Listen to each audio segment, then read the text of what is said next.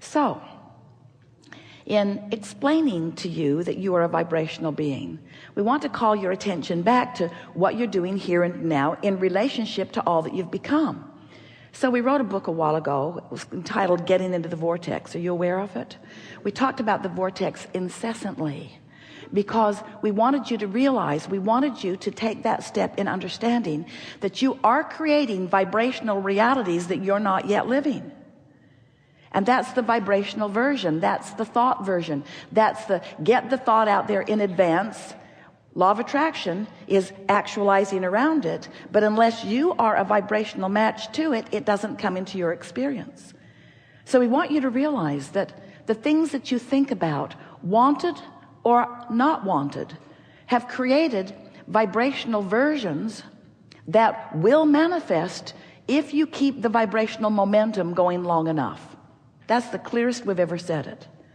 Wanted and unwanted, right now, vibrational state beings or experiences will become actualized if you keep the momentum of those thoughts going longer. So the question is, do you have realization of whether you want it or not? And biggest question, have you practiced so that you have the control or focus of your own thoughts to focus on things wanted and to no longer focus on things not wanted, or mostly? That really is what deliberate creating is all about.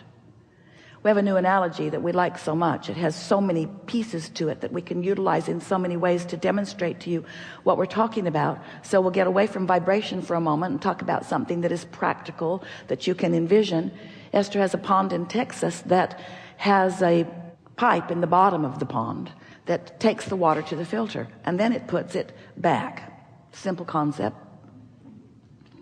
But the pond was getting cloudy, couldn't see the fish, and it was discovered finally, after trying different things, that the pipe that was putting the water back in was clogged. So they just laid some new pipes. They laid some new pipes that allowed the water to come back into the pond, and it cleared up right away after quite a while of being cloudy. And as Esther watched that experience, she was so excited because she so loves the beauty of this little stream and the pond that is at the base of it. And oh, the beautiful fish have been there for quite a while. She knows some of them very well. When she can see them, she recognizes them. And so she wanted to see them, and seeing them again made her feel really good. So then we began suggesting to you that you've got some clogged pipes and don't even know it. You've got some pipes that you mean to have open that are not open. And then we said that the pipes had clogged from neglect. Well, that got Esther thinking, because years ago we were talking about just open your valve between you and what you want. And today we're saying let that be the path of least resistance. So now we're saying to you that the thought ways that you carve out with the steady thoughts that you think literally carve out paths of least resistance. And then through those paths of least resistance, things come. They rendezvous with you. So let's say you've been irritated about something since you were a child. Your parents didn't have enough money. They talked about not having enough money. They told you they didn't have enough money. They told you that you didn't have enough money. They told you that money doesn't grow on trees. They told you that they were not going to get that for you. They helped you, not in all cases, but in many cases, carve out a pathway to not enough money, a path of least resistance. What we are suggesting is that you just lay some new pipes by thinking new thoughts. But often you say, well, that conceptually sounds like a really good idea, and I'll get right on that. But the problem is, the other pathway has momentum going, and every time you get down to that juncture where you could go that way in the new pipe or that way in the old pipe sucks you in because it's got more momentum going, because you've been thinking that thought longer. When you think a thought for as little as 17 seconds, another thought like it will join it. More momentum. As you stay focused there, another thought joins it, more momentum. When it crosses the 68-second mark, seriously, when it precisely crosses the 68-second mark, there's enough momentum now that things begin to occur to you in stronger fashion. We would call that, just for sake of clarification here, a manifestation point, a strong enough manifestation point.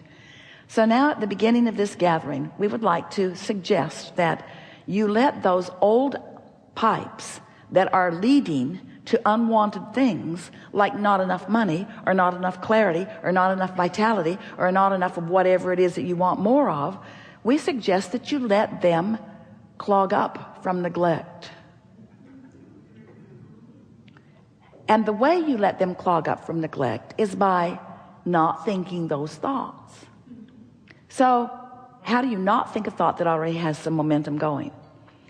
By getting a head start on it, by thinking another thought. I'm not going to think about that thing that I've been thinking about that's not good for me to think about. So I'm not going to think about that thing that I'm thinking about, because I'm not going to think about that thing that I'm thinking about because, well, you're thinking about it too, aren't you? I'm not going to think about that thing that I'm not going to think about, because thinking about that thing is not good for me. So I'm not going to think about that thing that I'm not going to think about anymore. I'm not going to think I'm thinking about it. I'm thinking about it. I'm thinking about it, but I don't want to think about that thing that I'm thinking about. I don't mean to think about that thing that I'm thinking about, because I can't stop thinking about that thing that I'm thinking about. It's like that thing that I'm thinking about is thinking me. So we want you to realize that there's going to be some of that, but we have a new way of explaining it to you. And those who have been hearing and have been focusing in this new way are getting results, extraordinary results, easily. So here it is. As you stand in your now, do you accept that you are vibrational? Sort of, kind of. And is it logical to you that you have been offering habits of thought so that you do have a point of attraction? When you think of the people you know, or even yourself, in many cases, couldn't you describe most of them who you know well? Couldn't you describe most of them with a singular emotional word? Sort of like the 7 dwarfs.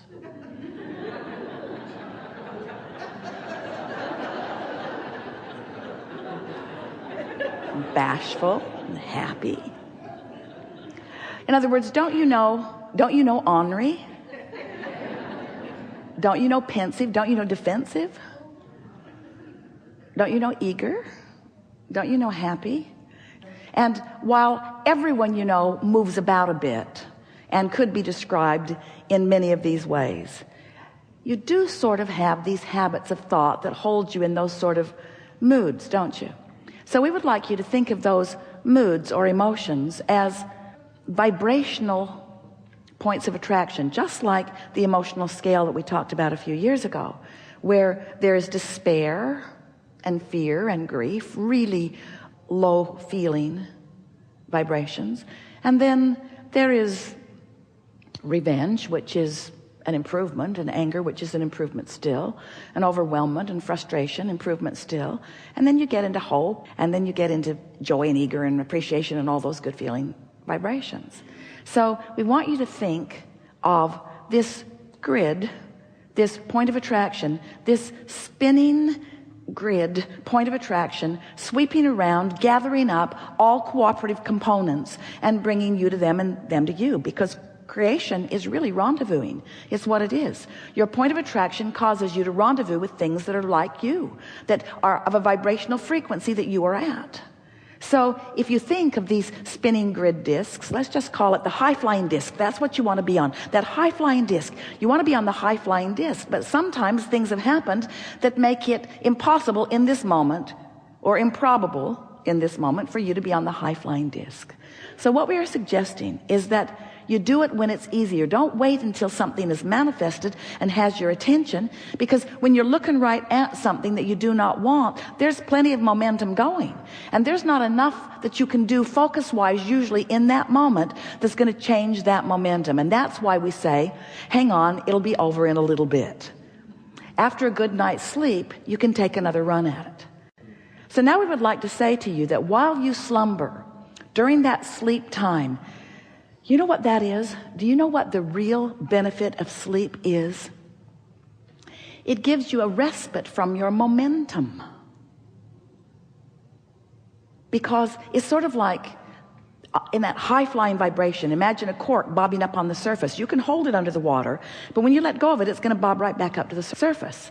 So we want you to realize that it is natural for you to feel good. It is natural for you to be in alignment. It is natural for you to be blended with all that you've become. It is natural for you to have full resonance with who you are. And it is unnatural for you to be focused upon something chronically or even all day that holds you in a feeling of a knot in your stomach, because you're defying your energy. You're disallowing the full energy that is you.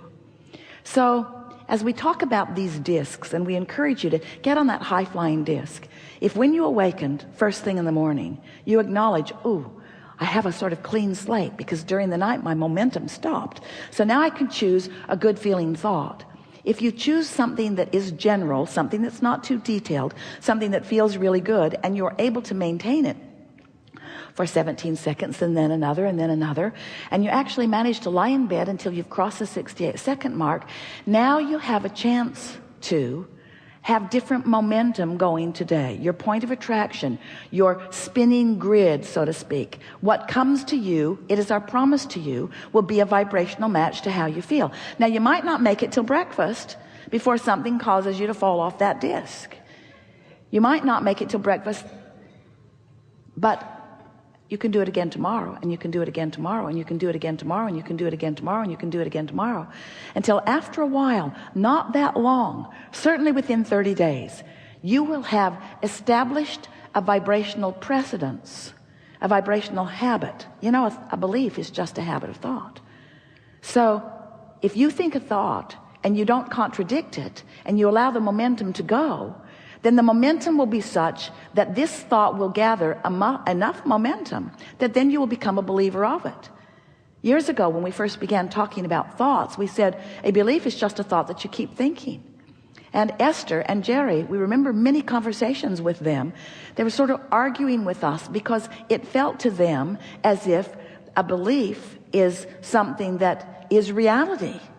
I believe it because it's real, Abraham. I believe it because it's real. And we say, no, it's real because you believe it.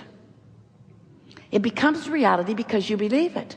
Well, they argued, but I haven't really thought that much about that. And we say, you just got to know that you're born into belief systems, and many of them serve you well, and many of them don't serve you well. And to be a deliberate creator, you get to sort out the ones that serve you, and you get to sort out the ones that don't serve you. And it is our promise to you, we can make this complicated and we don't want to, or we can make it simple and we really want to. If you will wake up in the morning and reach for the best feeling thought that you can find and practice it just a little while, you will begin to notice that your point of attraction has changed to the point that you will begin to feel invincible, because you will barely begin to speak things that are pleasurable to you or desirable to you or wanted by you, and the universe will begin an orchestration of them coming to you.